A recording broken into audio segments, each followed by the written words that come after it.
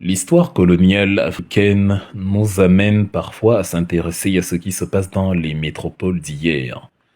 Donc si vous êtes de l'Afrique francophone par exemple, l'actualité française pourrait vous parler de temps à autre, et aussi surtout parce que beaucoup d'entre nous vivent ou séjournent dans le pays d'Emmanuel Macron. Emmanuel Macron, justement, a annoncé il y a 48 heures, le 9 juin 2024, qu'il allait dissoudre l'Assemblée nationale. Il a annoncé la dissolution de l'Assemblée. Et cela répond au vote du Parlement européen, où il a enregistré une déculottée mémorable, une raclée absolue, au profit du Rassemblement national. C'est une humiliation. Il a recueilli à peine 15%, même pas, des voix, contre environ 31% pour la liste du Rassemblement national, ce qui fait que le Rassemblement national a 30 sièges et Emmanuel Macron n'a même pas la moitié de ces 30 sièges-là. Lui et la coalition de partis, enfin la liste que représentait sa candidate Valérie Yeye. Donc c'est une humiliation et ça fait que c'est l'actualité dominante en France actuellement. La dissolution de l'Assemblée nationale, en fait l'actualité aurait dû être la fessée en elle-même, mais l'actualité est surtout marquée par la dissolution de l'Assemblée nationale. C'est le, comment dire, le tsunami du moment. Et c'est ce qui anime les conversations dans les télés françaises à l'heure où je vous parle. Petite parenthèse, il y a des gens qui estiment que c'est un superbe coup tactique parce que Emmanuel Macron se remet au devant de la scène et on parle davantage de sa décision que de la bastonnade en elle-même qu'il a subie, même si la décision est une conséquence. Ce qui va nous intéresser ici, fin de la parenthèse, ce qui va nous intéresser ici, c'est d'analyser ces résultats-là, pourquoi on en est arrivé là, pourquoi surtout ce n'est pas une surprise. J'ai envie de dire que s'il y a quelqu'un qui est surpris par la raclée qu'il vient de subir, cette personne-là devrait faire un tour chez le psychiatre parce que la surprise en fait aurait été que Emmanuel Macron et la liste en tout cas la liste qu'il défendait, ait un résultat positif ou voilà, rafle la première place. Ça aurait été la surprise. Et la surprise, c'est le fait même que Emmanuel Macron soit le président des Français en 2024, dont le fait qu'il a été réélu en 2010, en 2022 est une surprise totale. Et le fait déjà qu'il a été élu en 2017, pour moi, ça relève du paranormal. Il n'y a rien qui explique ça, rien de rationnel. Bon, la surprise, elle est plutôt de ce côté-là. Nous allons donc analyser la chose sur deux grilles. Pourquoi je dis que ce n'est pas du tout une surprise et pourquoi c'est le Rassemblement national qui rafle la mise. Ça, ce sera la deuxième grille de lecture. Cette deuxième grille de lecture est importante parce qu'il faut considérer que Emmanuel Macron peut très bien perdre les européennes sans que ce ne soit au profit de l'extrême droite. Mais pourquoi c'est l'extrême droite qui aujourd'hui s'est taillé la part du lion? Ce sera donc cela nos deux grilles d'analyse. Donc sur la première grille, nous démarrons en disant que oui, ce n'est pas du tout une surprise. Pas du tout, pas du tout. Moi, ce qui me surprend, c'est que le président de la France s'appelle Emmanuel Macron. Souvenez-vous, en 2018, à peine plus d'un an, un peu plus d'un an après qu'il soit réveillé au pouvoir, la crise des Gilets jaunes a démarré. La crise des Gilets jaunes démarre, et dans les revendications des Gilets jaunes qui partaient sur l'augmentation des prix du carburant, on a eu une métastase où on s'est mis à revendiquer l'amélioration des conditions de vie de manière globale.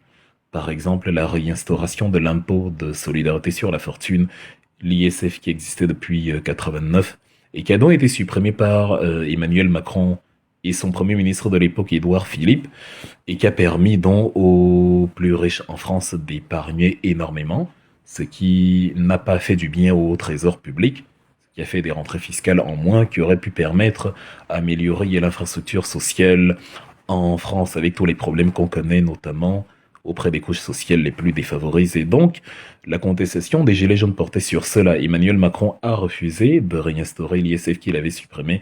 Il a plutôt plaidé pour l'instauration de l'impôt sur la fortune immobilière, qui n'est pas du tout la même chose parce que quand vous êtes taxé sur votre patrimoine immobilier, ce n'est pas pareil que si on intervient directement sur votre cash. Vous pouvez avoir énormément de cash et un patrimoine immobilier faible pour jongler et économiser. Ça a permis donc aux fortunés en France de voilà, se lécher les babines avec plaisir parce qu'ils pouvaient garder ce qu'ils auraient pu payer en sortie fiscale. De l'autre côté, les Gilets jaunes revendiquaient également des projets comme le référendum d'initiative citoyenne. On le voit dans certains pays. La Suisse, par exemple, on procède par votation où, lorsque la population porte une revendication, un certain nombre de signatures est requis qui permet justement à la question d'être posée sous une forme de démocratie directe au Parlement ou auprès de la foule directement. La France, justement, d'Emmanuel Macron n'a pas approuvé ce projet. Il a plutôt plaidé pour consolider le référendum d'initiative partagée, qui n'est pas du tout pareil parce qu'il implique l'intervention d'un élu ou d'élus pour faire passer un projet. Ce n'est plus de la démocratie directe. Donc, il y avait énormément de questions, ça englobait toutes les sphères de la société, des gilets jaunes, et beaucoup n'ont pas trouvé de réponse. Si on ajoute à cela les violences qu'on a eues, il y a eu plus de 20 000, 30 000 blessés environ, une dizaine de morts. Voilà, donc certes, c'est beaucoup mieux que ce qui se serait passé dans mon pays, le Cameroun, par exemple. Toute proportion gardée avec une revendication similaire sous Paul Biya, certes, mais pour un pays comme la France, pays de droits de l'homme, pays de démocratie, blablabla, c'est assez surprenant qu'il y ait eu un tel carnage. Voilà, à la suite de revendications populaires, même si évidemment, ça n'a pas toujours été l'innocence absolue du côté de ceux qui contestaient. Donc, ces remous-là et l'absence de réponse inappropriée d'Emmanuel Macron m'avaient convaincu qu'il ne serait pas réélu. Il ne serait pas réélu. Ensuite, on a eu en 2020 la crise sanitaire. Moi, je ne sais pas. C'est peut-être moi l'idiot. On nous enseignait que, enfin, on nous a enseigné pendant le Covid que subitement, la chloroquine était le pire des médicaments. Je ne veux pas argumenter sur le fait que ça pouvait soigner le Covid. Supposons que ça pouvait pas soigner le Covid, mais une propagande politique plus que médicale de tous les instants nous a mis dans la tête que la même chloroquine que eux-mêmes ont fabriquée, que nous avons pris en Afrique pendant toute notre enfance, sans dommage, je me porte très bien, je suis malade une fois tous les 18 ans, cette chloroquine-là est subitement devenue le pire médicament du système solaire. Elle donnait des crises cardiaques, elle donnait même littéralement le VIH. Fallait pas prendre la chloroquine. On enfermait des gens comme des prisonniers pendant des mois, pendant presque 2 ans, sur des motifs absurdes d'une maladie qui n'était pas assez létale pour justifier cet enfermement. Parce que la problématique n'était pas les contaminations. La problématique, c'était quand j'ai le Covid, quelle est la probabilité que j'ai de mourir, surtout si je suis jeune, et la probabilité d'une faiblesse inouïe. Le Covid n'est pas plus meurtrier que beaucoup de maladies que nous avons au quotidien et qui nous tuent avec une rapidité 1 000 milliards de fois supérieure. Mais à cause du Covid, qui ne tuait pas tant que ça, quand vous étiez contaminé, on faisait comme si contamination égale décès. Sans compter qu'on prenait n'importe quelle maladie. Si vous avez une maladie et que vous êtes à l'article de la mort, il suffit que vous attrapez le Covid et on dira c'est le Covid qui vous a tué. Bon, on ne mourrait plus d'autre chose pendant le Covid. Dès qu'il y avait un mort dans l'hôpital, c'était un mort Covid. Dès qu'il y avait, vous êtes percuté par une voiture, c'est le Covid. Et donc on a enfermé des gens. Et à partir de là, je ne comprenais pas que en 2022, les Français puissent réélire un individu comme celui-là. Non, ça, je ne le comprenais pas du tout, mais vraiment pas du tout. Je ne comprenais pas. Parce que les mesures étaient idiotes. À l'échelle européenne même. Mais puisqu'on parle de la France, restons-y. Vous entriez dans le TGV où il fallait présenter le pass vaccinal. Vous entriez dans le métro, il n'y avait pas de pass vaccinal, sachant que dans le métro, il y a infiniment plus de gens qu'à l'extérieur. Enfin que dans le TGV, je ne comprenais pas que dans le TGV vous deviez présenter alors que chacun est sur sa chaise, son siège, et qu'il y a moins d'embouteillages que dans le métro, on se bouscule comme des sardines dans une boîte. Les Camerounais sauront de quoi je parle. Sans compter le fait que pour boire le café, on vous disait il faut boire debout. Parce que si vous buvez ici, il y a le Covid. Mais si vous buvez debout, ça ira. Et parfois, quand tu prenais le train, à un moment donné, si quelqu'un prend le train de Paris à Francfort, vous arrivez à la frontière avec l'Allemagne. En Allemagne, on vous dit mettez le masque. En France, bon, à un moment donné, il n'y avait plus le masque, donc une impossibilité de coordination entre deux pays. Vous êtes parti de Paris, gare de l'Est, avec quelqu'un dans le train. Vous arriviez à la frontière après Strasbourg ou Saarbrücken. On vous dit de mettre le masque. Donc, en gros, le Covid était endormi pendant que vous étiez sur le territoire français et quand vous arriviez en Allemagne. Le Covid se réveillait et découvrait que, ah tiens, maintenant, il faut que je sévisse. Je suis en Allemagne là, je suis dans mon secteur de compétences, dans ma juridiction, dont là, je dois intervenir. Ces absurdités-là, cette incapacité à se coordonner, cette bêtise intra-européenne, m'a convaincu que, bon, les Français ne vont quand même pas voter pour des gens aussi incompétents pour une bêtise pareille. C'était du bêtisier, c'était mais le collège fou. Ils ont voté pour Emmanuel Macron. Je n'ai pas compris, certes, c'est l'abstention qui a principalement gagné, mais j'étais un peu choqué. Donc c'est plutôt si on n'avait pas voté pour lui que j'aurais été surpris, comme je dis. C'est-à-dire, c'est ça qui m'aurait surpris. Maintenant, dans la foulée, vous avez eu la première ministre Elisabeth Borne qui a battu tous les records du 49.3 possible.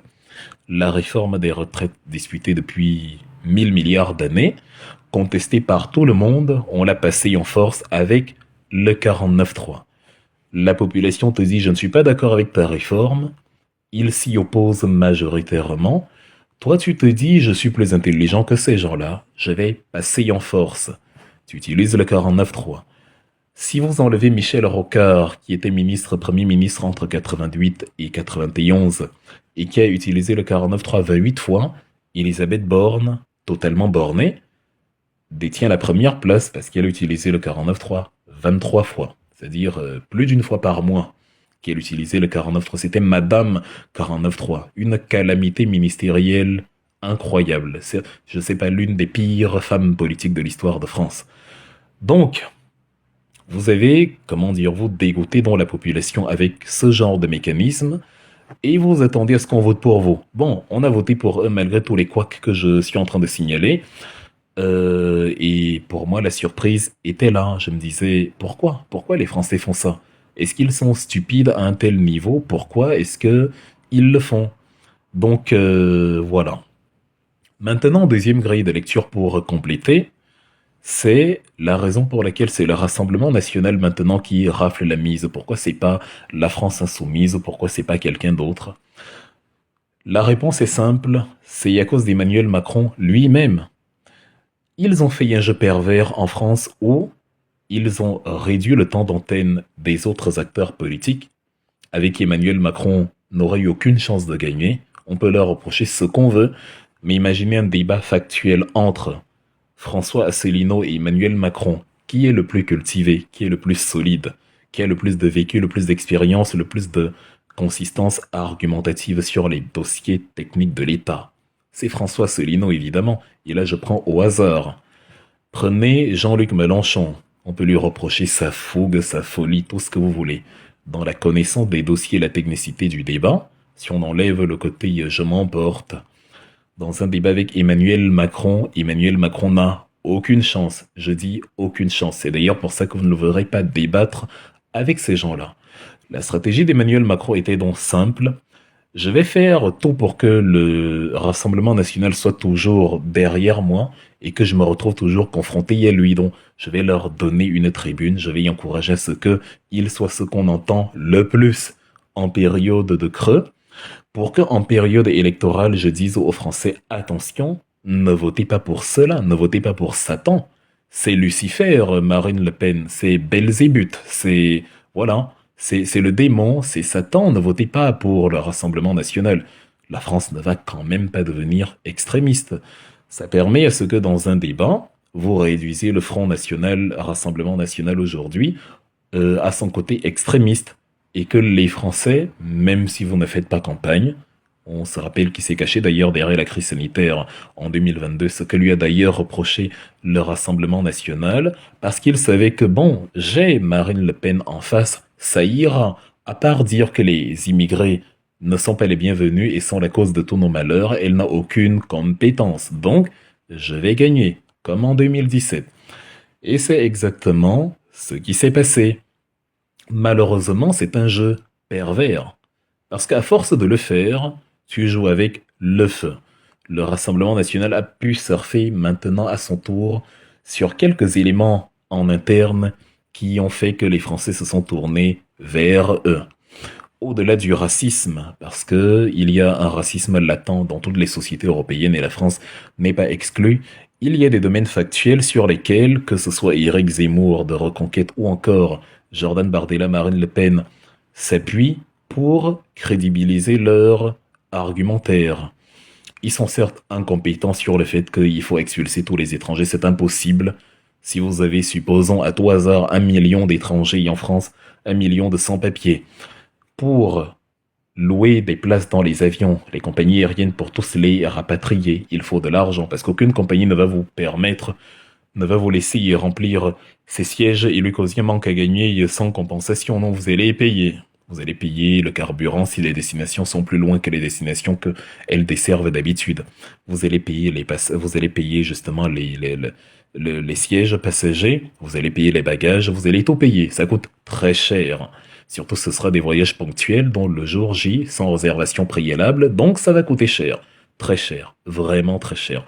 Vous allez devoir payer le travail de recherche pour les débusquer. Comment dire, occuper les forces de l'ordre à faire de la traque aux migrants, ce qui, au demeurant, va très mal passer.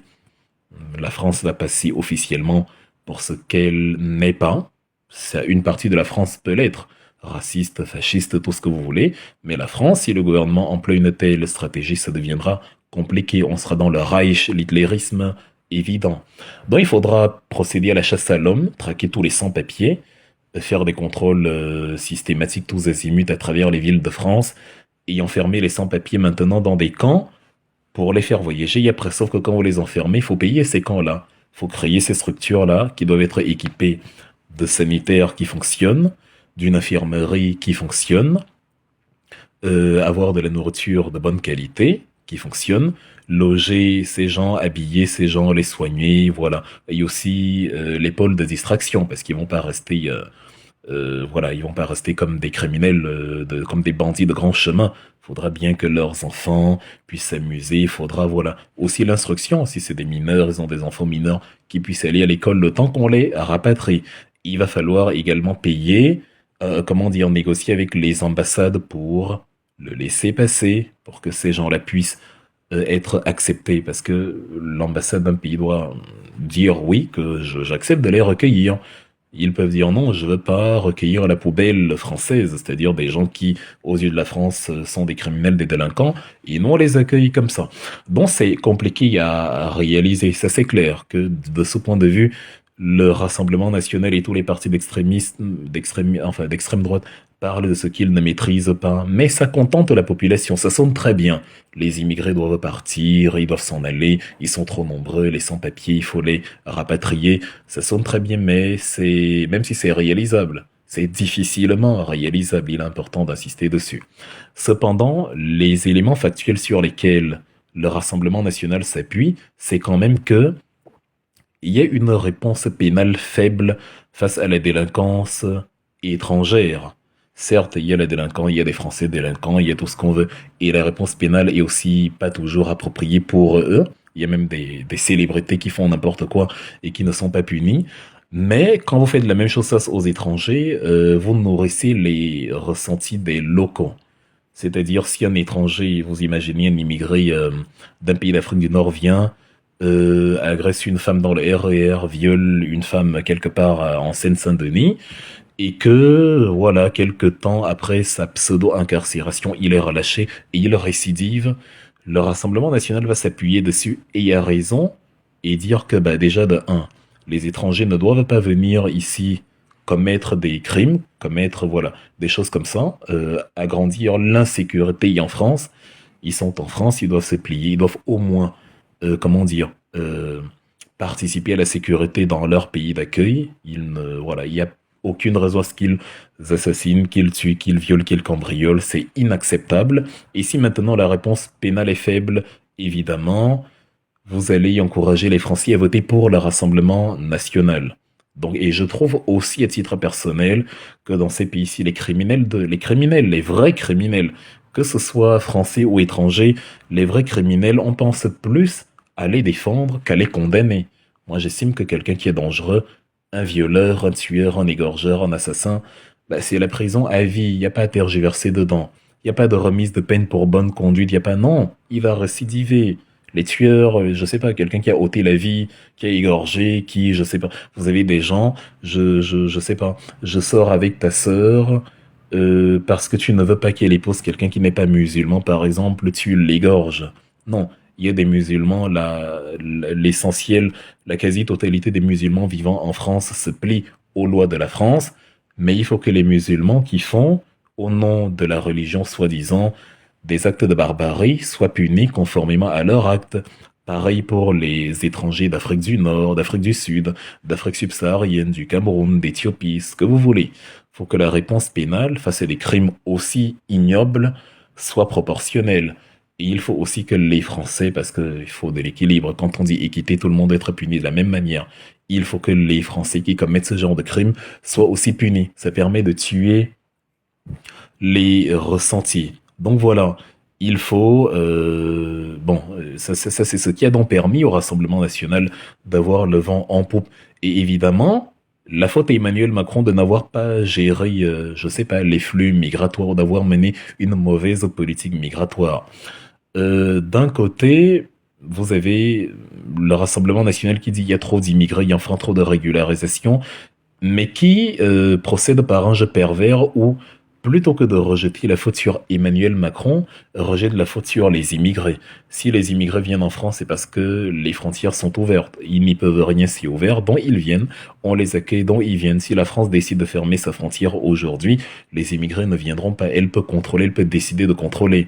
Donc, on se replie sur les immigrés, ça crée donc des ressentis auprès du français, Jean Clavier, Philippe Lapoire, le Normand ou je ne sais pas, qui dit, bon, il y a trop d'étrangers chez nous, si à cause, il y a trop d'étrangers chez nous, mais si on vote le Rassemblement national, ils vont mettre sur pied des politiques qui feront qu'il y aura moins d'étrangers. Or, s'ils étaient focalisés sur les mesures d'Emmanuel Macron, ils auraient pu dire, bon, Emmanuel Macron, on doit lui demander de durcir éventuellement les mesures d'accueil des étrangers ou la facilité d'accès à l'intérieur du pays. Donc ça favorise dans l'émergence du Rassemblement national, qui considère que on est soumis au diktat de Bruxelles, qui fait que les frontières à l'intérieur de l'espace Schengen sont ouvertes et dont celui qui veut pas entrer et sortir, ce n'est pas contrôlé.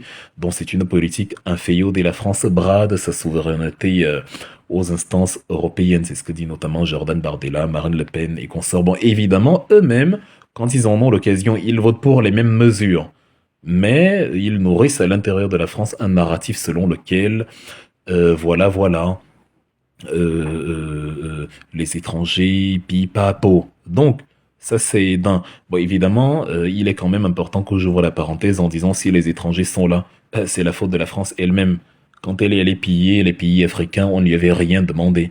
Quand elle a voulu obliger le Laos, le Cambodge, le Vietnam, l'Algérie, le Maroc, le Cameroun, le Burkina Faso, tout ça à rester dans le giron de la France, on ne lui avait rien demandé. Quand elle est venue puiser les forces africaines pour aider le général de Gaulle à chasser Adolf Hitler dans les années 40, on ne lui avait rien demandé. Quand elle est allée assassiner Kadhafi au nom de la démocratie, on ne lui avait rien demandé. C'est les retombées de tout cela qui font que ce que tu as produit, le crachat que tu as émis en direction du ciel finit par te retomber à la figure. Donc c'est une politique profonde de réflexion que la France doit mener, que ce soit le Rassemblement national ou le parti d'Emmanuel Macron, doit mener pour, se faciliter elle-même la vie. Ça passe par un meilleur aménagement de la politique internationale entre elle et l'Afrique, et ça passe par une meilleure organisation de la politique intérieure. Parce que quand l'argent est mal géré, quand l'impôt sur la fortune est supprimé, quand, tout est fait pour favoriser les privilégiés, et pendant que les pauvres sont plus pauvres et plus nombreux, les riches sont plus riches et moins nombreux, évidemment, vous créez les conditions où le français lambda est dans une misère qui le pousse à chercher des boucs émissaires. Donc, il faut à un moment donné aussi réguler la politique interne pour que les Français du quotidien ne cherchent plus une excuse à leur malheur. Bon, c'est un sujet vaste, mais voilà les éléments sur lesquels le Rassemblement national s'est donc appuyé pour arriver aux élections aujourd'hui. Sans compter que, Emmanuel Macron était déjà minoritaire au Parlement, ce qui a d'ailleurs poussé à utiliser les 49.3 tous azimuts. Donc voilà un peu la grille, la double grille de lecture où je ne suis absolument pas surpris vu qu'Emmanuel Macron a fait beaucoup de bêtises tout au long de son quinquennat. Je ne parle même pas de ses petites phrases, de son arrogance incroyable, du problème qu'il y a eu avec la branche énergie d'Alstom qu'il a vendu d'abord dans un premier temps à l'American General Electric, de cette impression de vouloir brader la souveraineté française, de l'impression qu'il véhicule de manière de plus en plus poussée, de plus en plus évidente, à faire de la France une sorte de province européenne. Ça n'a pas l'air de très bien passer auprès des opinions locales qui veulent garder leur identité française, qui veulent une Europe des nations plutôt qu'une Europe des provinces, et donc ça permet au Rassemblement national d'avoir le vent en poupe. Maintenant, qu'est-ce qu'Emmanuel Macron cherche à faire avec ça? Les gens ont cherché à chercher les gens ont cherché des réponses exclusives. Or, Emmanuel Macron joue sur plusieurs tableaux. C'est du en même temps, comme lui-même il dit. Dans un premier temps, il se dit, ça peut provoquer un sursaut d'orgueil ou par miracle.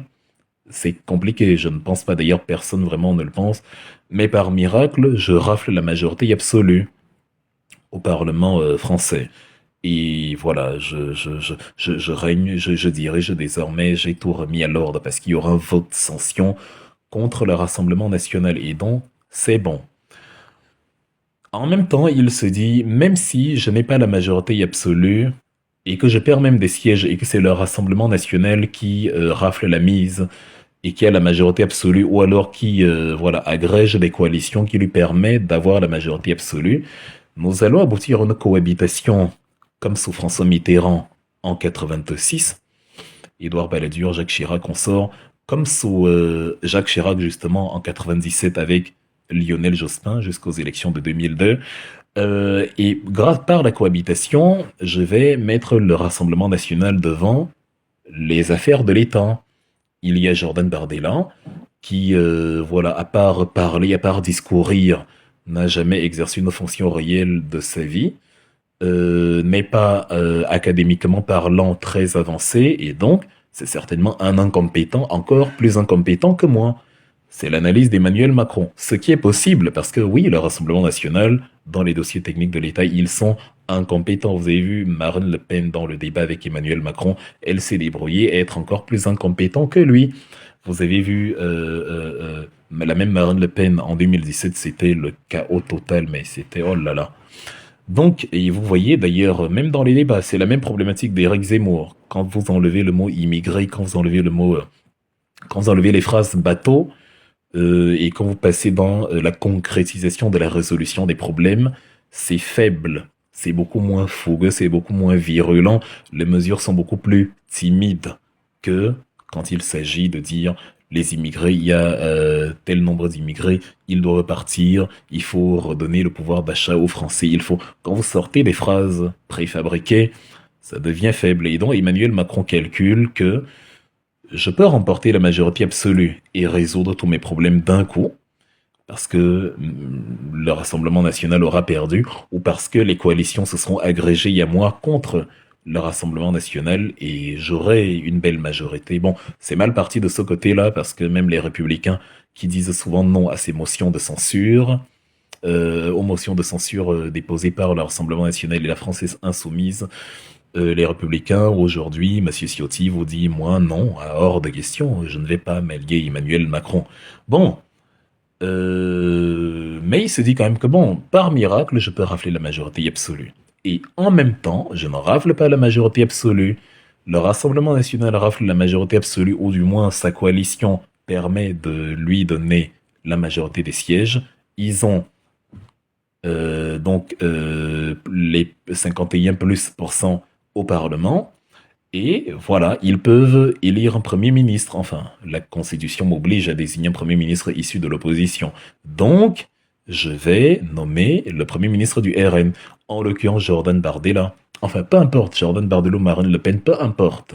Ce sera quelqu'un d'incompétent qui va plonger la France dans une obscurité, mais abyssale. Ce sera compliqué. Regardez Stéphane Séjourné, le ministre des Affaires étrangères, quand il parle, vous avez mal à la tête. Lui, en plus d'être vide sur le plan de son département ministériel, comparé à Sergei Lavrov, par exemple, le ministre des Affaires étrangères russe, vous avez un abysse de charisme, un différentiel de présence et de compréhension et d'affirmation géopolitique incroyable. Quand on regarde Stéphane séjourner justement au ministère des Relations extérieures actuellement, on en rigole et on a hâte que son séjour se termine assez vite.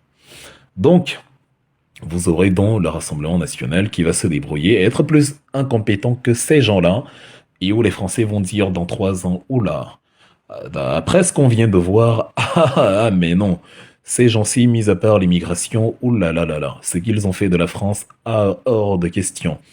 Donc c'est ce qui risquerait d'arriver. Oui, les partis d'extrême droite ont le vent en poupe un peu partout en Europe, en Autriche, en Hollande, le FPE, le Freiheit, Partei Österreich, le AfD en Allemagne, Alternative für Deutschland, les frères d'Italie, Fratelli d'Italia de Giorgia Meloni, ou encore maintenant ici le Rassemblement national de Marine Le Pen. Oui, mais ce n'est pas si effrayant que ça de mon point de vue, parce que rien de nouveau sous le soleil. Emmanuel Macron, dans le cas de la France, a nourri lui-même comment dire, les germes de sa décadence. En Allemagne, Olaf Scholz, en plus de manquer totalement de charisme et d'une incompétence absolue. Déjà, ils ont du mal à s'entendre au sein de leur coalition, avec le FDP, dont le Parti libéral, ou encore les Verts. Ils ont du mal à s'en sortir, et donc, les dissensions internes ont fait que la crédibilité est perdue, tant et si bien que l'AfD prend la deuxième place. Mais regardons aussi le parti de Sarah Wagenknecht, la BSW, Bündnis Sarah Wagenknecht, qui vient d'arriver, qui n'existait pas encore il y a un an, et qui rafle quand même 6% des sièges. Donc ce n'est pas une problématique d'extrême droite en soi, c'est une problématique de perte de crédibilité comment dire, des instances actuelles, et dont le discours de l'extrême droite est favorisé parce que c'est facile, ils ne sont pas au pouvoir, ils peuvent dire les étrangers, les étrangers, les étrangers, mais on aboutit à un horse, à un pic qui peut ne plus monter. Depuis que Giorgia Meloni est au pouvoir en Italie, bon, c'est un peu moins virulent. À l'époque, c'était costaud. Matteo Salvini, Giorgia Meloni, on entendait, voilà, c'était genre, on va tout casser, mais quand on arrive, c'est fini l'Europe, c'est l'Italie avant tout. Or, maintenant, pas tant que ça. Il y a même des ouvertures où vous avez un appel à 400 000 personnes que l'Italie réclame du point de vue de la main-d'œuvre, du point de vue de ceci. Donc, il y a la réalité politique qui rattrape. Bon, je ne pense pas que nous sommes aux portes d'une, d'un chaos mondial avec la montée des extrémismes. Je pense qu'on est arrivé à un pic qui ne peut pas monter plus que ça va descendre. Parce que maintenant que les partis d'extrême droite sont aux affaires, soit on aura un statu quo, soit on aura une légère montée, soit on aura une dégringolade. Mais en tout cas, il ne peut plus y avoir plus que ça. Et l'exemple de Giorgia Meloni nous montre, même l'exemple Geert Wilders en Hollande, l'exemple de Giorgia Meloni, disais-je, nous montre que une fois au pouvoir, les partis d'extrême droite perdent de leur superbe, perdent de leur puissance. Et d'ailleurs, je trouve encore Giorgia Meloni ou Matteo Salvini en Italie, bien qu'ils soient un peu, voilà, un peu moins incompétents, bien qu'ils soient un peu, voilà, la tête dans les nuages, ils sont un peu moins incompétents que ce qu'on a en France avec le Rassemblement national, dont je ne pense pas. Je pense qu'Emmanuel Macron, quoi qu'on dise paradoxalement, autant c'est un échec total actuellement, autant je pense qu'il a réussi son coup et qu'il va réussir son coup pour empêcher le Rassemblement national d'arriver au pouvoir dans 3 ans. Pas parce qu'il est un génie, mais parce que le Rassemblement national est dépourvu de compétences. Et ils vont maintenant le montrer, ils vont s'afficher aux yeux des Français et les Français se rendront compte que bah, ça ne va pas. Il y a ensuite, donc pour terminer, le pouvoir médiatique qui fera qu'un Gabriel Attal, un Édouard Philippe, ou toutes ces fabrications du système dont on nous dit qu'ils sont les personnalités préférées des Français, tout simplement parce qu'on leur donne plus d'exposition médiatique que les autres, tous ces foutriquets-là, voilà, on va s'arranger à ce que l'un d'eux ait la couverture médiatique possible, nécessaire, qui lui permet d'arriver en première place. Et ils vont évidemment mettre encore le Rassemblement national au devant de la scène, parce qu'on sait que les autres, il y a de la compétence ailleurs, il y a de la compétence ailleurs, mais la couverture médiatique, l'abattage publicitaire n'est pas le même. Ce qu'on appelle sondage en France, c'est la présence dans les médias. Vous regardez les élections présidentielles en 2017 ou en 2022, vous voyez que c'est l'homme qu'on voyait le plus dans les médias. C'est pas c'est pas un circuit de compétences ou de... Non, pas du tout. En 2017, on a dit Emmanuel Macron a une belle gueule, et les Français ont voté parce qu'il était jeune. Il avait une belle gueule. En 2000, on vient de nommer Gabriel Attal Premier ministre, on nous dit il est homosexuel. Voilà sa plus grande qualité. Il est homosexuel. Qu'est-ce qu'on en a assuré qu'il soit homosexuel? C'est son problème, je ne me balade pas dans la rue en disant j'aime les ananas. C'est mon problème si j'aime les ananas. Quel est le rapport entre mon orientation sexuelle, mes goûts culinaires avec mes compétences à la tête de l'État? Donc, de bêtises en bêtises, vive la France.